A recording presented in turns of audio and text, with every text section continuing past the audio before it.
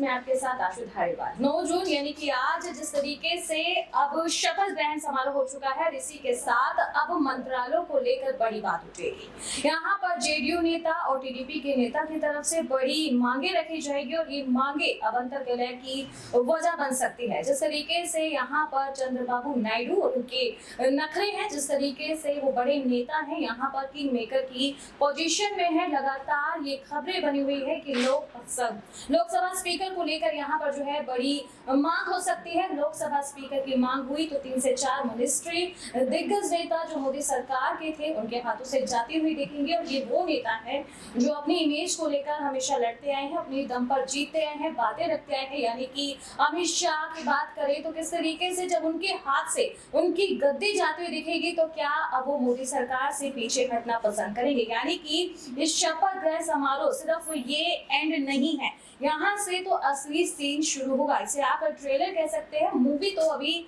आगे आएगी, क्योंकि जब यहाँ पर चंद्रबाबू नायडू की एंट्री हो जाएगी और उसके बाद उनके नखरों की लिस्ट खुलेगी, जब नीतीश कुमार यहाँ पर अपने पन्ने अपने पेज यहाँ पर रखने शुरू करेंगे तो फिर कहीं ना कहीं सियासत कहानी मोदी सरकार जो एक बड़ा टाइटल फिर से आ गया है 3.0 वो यहाँ खत्म भी हो सकता है, बदलाव भी हो सकता है। आज मेरे साथ मेरे सहयोगी दौलत शर्मा है, इनसे बात करेंगे।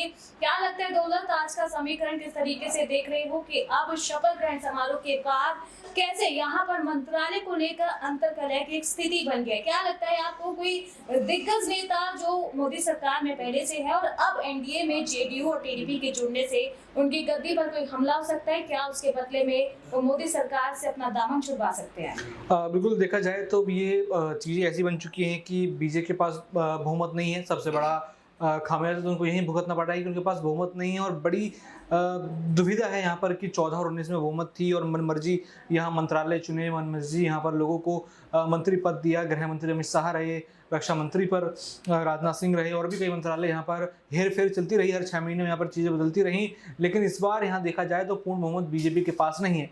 एनडीए का साथ चाहिए और जो एनडीए के साथी हैं वो साथ तो दे देंगे, लेकिन उनको भी इसमें कुछ ना कुछ जो है भागीदारी चाहिए है। कभी देखा जाए तो यहाँ पर उनको कुछ इनाम चाहिए, यानी आपका साथ देने के लिए उनको कोई मंत्री पद चाहिए, कोई मंत्रालय चाहिए, किसी को यहाँ पर कुछ और जो है चीज़ें चाहिए। तो कहीं ना कहीं देखा जाए ये पूरी तरीके से जो चीज़ें हो रही हैं ये जो फायदा है यहाँ पर अन्य चीज़ों को हो सकता है और ऐसे में नुकसान बीजेपी का हो सकता है। उनके बीच ये बड़ी अंतर्कलह जो है पड़ सकती है और ऐसे में इस अंतर्कलह से बीजेपी को बचना होगा, क्योंकि आपस के उनके नेता उनको छोड़ के चले जाएंगे या फिर नाराज हो जाएंगे। भले ही छोड़ के ना जाए, नाराज हो गए तो पार्टी पर इसका बड़ा दबाव यहाँ पर पड़ेगा, क्योंकि कई ऐसे नेता हैं जिन नेताओं से उम्मीद थी उनसे प्रदर्शन नहीं मिला, लेकिन जिनसे यहाँ पर उम्मीद थी, ठीक ठाक चीज़ें थी, उन्होंने काफ़ी अच्छा यहाँ पर परफॉर्मेंस किया है। तो उनका भी ध्यान रखना होगा। शिवराज सिंह चौहान हैं, नितिन गडकरी हैं, यहाँ पर जिनके नाम पर बीजेपी के कोर वोटर्स आते हैं, तो कहीं ना कहीं उनका भी ख्याल बीजेपी को रखना होगा और ऐसे में आपसी कलह होने की उम्मीद शायद ज़्यादा बनती हुई नजर आती है। जी, जिस तरीके से आपने कहा कि अंतर्कलह की जो यहाँ पर दिख रही है कि आशंका वो कहीं कहीं सच भी हो सकती है। अब बात हम करते हैं कि जेडीयू नेता, टीडीपी के नेता जब एनडीए से जुड़े, बहुमत दी और उसके बाद सरकार बनी, शपथ ग्रहण समारोह हुआ, तो यहाँ पर जैसे कि बीजेपी के अपने कुछ एजेंडास पहले से ही चल रहे थे, कुछ कैंपेन्स चल रहे थे, जैसे कि 1 नेशन 1 पेंशन। तो क्या लगता है ऐसे बड़े मुद्दों पर यहाँ पर क्या इंटरफेरेंस हो सकती है? क्या मोदी सरकार पर दबाव बनाए जा सकते हैं इन चीजों को बदलने को लेकर? जैसे कि अब हम यहाँ पर बात करें कि जो फौजियों को लेकर यहाँ पर नए कानून बने, अग्निवीर की बात कर रहे हैं, उसका बहुत ज्यादा जो है प्रदर्शन और विरोध किया था। क्या लगता है आपको ये बड़े कैंपेन्स और बड़े एजेंडा जो बीजेपी ने सेट किए, कहीं ना कहीं जो ये बहुमत तक नहीं पहुंच पाई, ये वजह ये है? तो नीतीश कुमार इस दिशा में काम जरूर करेंगे ताकि एनडीए को मजबूती और मिले। जो बीजेपी के ध्यान से मुद्दे भटके हुए थे, क्या टीडीपी नेता अब उन मुद्दों पर काम कर पाएंगे? बीजेपी की एक इमेज रही है कि दबाव बनकर रखना, हर किसी पे अपना दबदबा रखना, अपने एजेंडा को उठाना, बड़े उसका नेगेटिव इफेक्ट जा रहा हो जो उन्होंने 2024 के लोकसभा चुनाव के परिणामों में भुगता भी है।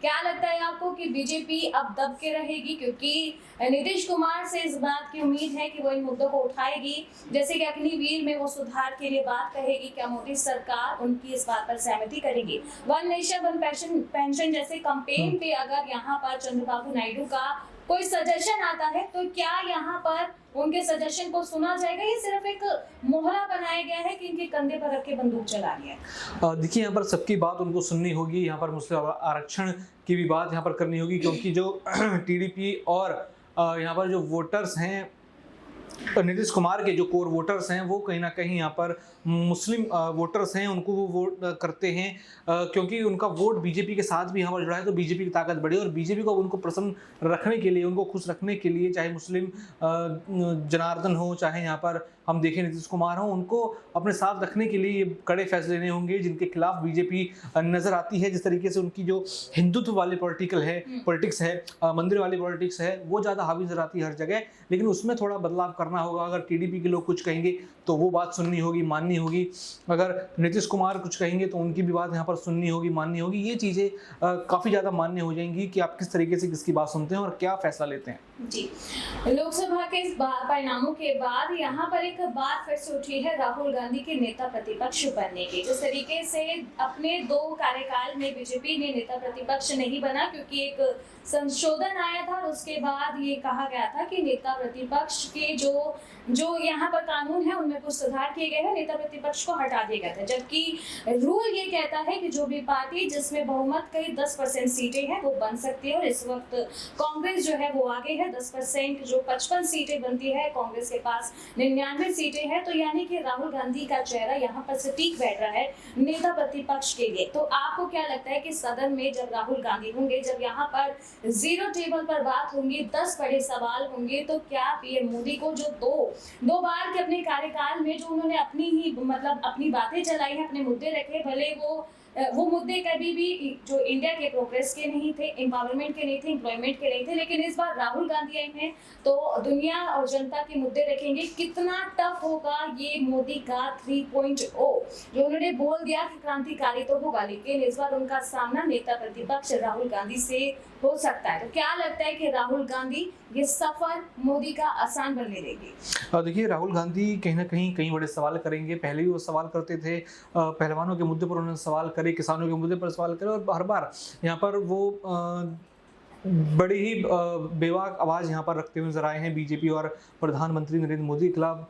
दोनों ही कार्यकाल में हमने ऐसा देखा कि चाहे वो नेता प्रतिपक्ष नहीं थे तभी उन्होंने सवाल पूछे, मणिपुर के बारे में सवाल पूछा तो प्रधानमंत्री गायब दिखे, पहलवानों के बारे में सवाल पूछा तो वो नदारद दिखे। यानी यहाँ पर बीजेपी को खासकर ज़्यादा चुप कराने के लिए राहुल गांधी यहाँ सक्षम बैठते हैं और हर बार देखा जाए तो बड़ा दबाव बनाते हैं, और इस बार भी यहाँ पर लगता है कि काफ़ी बड़ा दबाव वो बनाते हुए बीजेपी नजर आएंगे। और नेता प्रतिपक्ष अगर राहुल गांधी रहेंगे तो कहीं ना कहीं सरकार भी यहाँ पर सिस्टम से चलेगी, और अगर विपक्ष मजबूत होगा तो ही यहाँ पर दूसरी सरकार जो चलती होती है, जो पक्ष में होते हैं, वो भी कहीं ना कहीं हर फैसलों को तोड़ मरोड़ के या फिर देख लिया जाए, हर चीज़ को बातचीत करके ही चलते हैं। यहाँ पे कुछ भी ऐसा नहीं होता कि जैसे कई सारे फैसले बीजेपी ने अपनी बहुमत के तहत ले लिए, कई सारे फैसले ऐसे कर दिए तो ना जनता को पसंद आए ना साथ के लोगों को, लेकिन बहुमत थी तो यहाँ पर मोदी शाह ने मिलकर वो खेल कर दिया, लेकिन वो लोगों को पसंद नहीं आया। लेकिन अब इन चीज़ों से बचेंगे, कहीं ना कहीं राहुल गांधी उनकी इन चीज़ों का पर्दाफाश करते हुए नजर आएंगे। हो गया जी, तो दौलत आपने जिस तरीके से जवाब दिया कि यहाँ पर विपक्ष मजबूत होगा तो कहीं ना कहीं मोदी 3.0 जो ओ है उसका सफर यहाँ पर टफ होगा वाकई में, क्योंकि यहाँ पर जो एनडीए में 2 पार्टी जुड़ी है, जेडीयू और टीडीपी, ये मुस्लिम आरक्षण की बात भी रखती है, मुस्लिम के हितों की बात करती है, कई बड़े ऐलान भी करते हैं, जैसे कि मक्का मदीना के लिए टीडीपी से ऐलान किया गया कि 1 लाख रुपए की राशि तक की आपकी मदद भी की जाएगी। लेकिन यही बात की जाए अगर मोदी सरकार में, तो कई कट्टर हिंदू भी है जो मुसलमानों के खिलाफ है, तो अंतर्विलय की वजह भी यहाँ जल्द बनेगी। कई बड़ी यहाँ पर दिग्गज नेता है जो अपनी गद्दी के जाने से हो सकता है कि बीजेपी से अलग होने का भी फैसला ले सकते हैं, क्योंकि उनकी जो पावर है कहीं ना कहीं उनकी सीटों की वजह से भी एनडीए बहुमत की तरफ बढ़ी है। तो देखा जा रहा है कि ये 3.0 का जो सफर होगा ये बेहद टफ होने वाला है, क्योंकि इस बार मोदी सरकार का ये जो तीसरी बार जो उन्हें मौका मिला है, इस बार जनता उन्हें पूरी तरह से टेस्ट करने वाली है। राहुल गांधी उनके साथ होंगे, सफर कितना बेहतरीन और कितना कठिनाई होगा, इस तरीके से मोदी सरकार इसे चैलेंज करेगी, ये देखना दिलचस्प रहेगा। बाकी ऐसे ही बड़ी अपडेट और देश की दुनिया की तमाम खबरों के लिए आप देखते रहें QIB न्यूज़। धन्यवाद।